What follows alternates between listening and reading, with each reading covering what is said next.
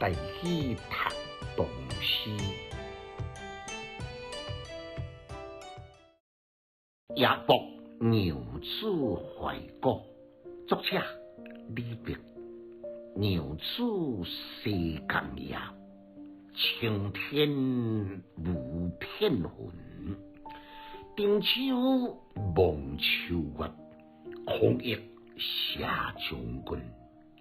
一领孤影，诗人不可闻。明朝挂魂色，红叶落纷纷。感慨，这首诗的头一联呢，就点题。这阵暗时啊，晓得牛子，牛子是做山名。伫即马咱安徽东部县西北下林中江，伊北端的山口呢，对江中地势险峻，也是历史上真出名的彩石基。迄只英雄，碧海青天，万里无云。空明的天宇以及浩渺的时间，一合为一体，令人悠然神往。所以出在史面这个诗仙呢，第二言按望月，望月就伫看月，触及怀古，怀古就是怀上以前的代志。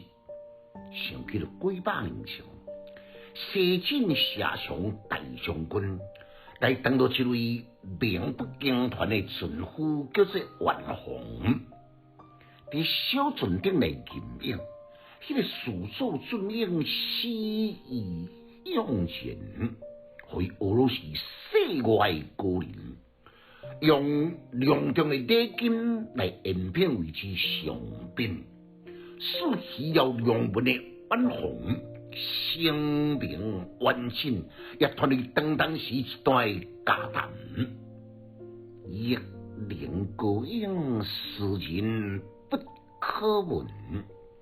浅色的佳谈，我冇袁弘的文采，我冇袁弘的诗论，可笑啊，可笑！即将当未到知音的大将军谢常咯。明朝挂魂色，红叶落纷纷。表面的字句，敢若像伫写景，秋风颯颯，秋声秋色。其实呢，是一景生情，烘托兰语知音，一幕凄清的情怀。内心的世界，何尝不是勘探有气难伸、怀才不遇的悲哀呢？读诗的囡仔白学歹，有气质，够文采，读诗快乐哦。